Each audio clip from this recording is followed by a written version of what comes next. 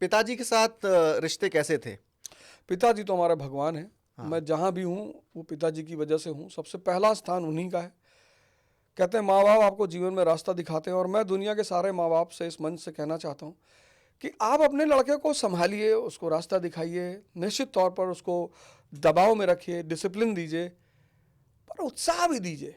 मैंने आजकल माँ बाप को देखा, जैसे आजकल मैं देखता हूँ, तो मैं सोचता हूँ कि अगर ऐसे हमारे पिताजी होते, उत्साह जो होता है, उत्साह वो अपनों से ही मिलता है।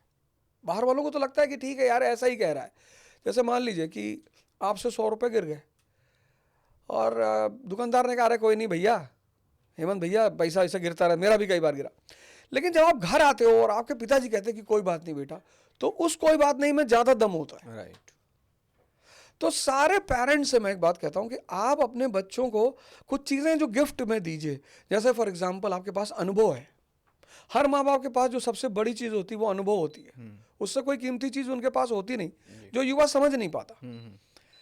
और जैसे आपका सीनियर आपके साथ कोई चीज़ दबंगई से करता है तो आप अंदर में खुन्नस रखते हो, ऐसे जब आप बच्चों के साथ करते हो तो वो भी अंदर में खुन्नस रखते हैं।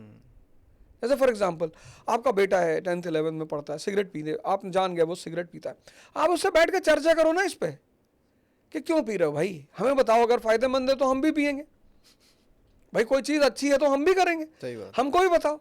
आप उसे मारने लगते हो, आप उसे पीटने लगते हो, तो उसे लगता है कि यार अब बचा के करना पड़ेगा। वो छोड़ने के बजाय रिबेल के मोड में आ जाता है। 15 साल के बाद की जो उम्र है वो रिबेल की उम्र है। वहां जब आप दबाव देते हो, मारते हो, पीटते हो, तो 95% केस में वो रिबेल में आ जाता है।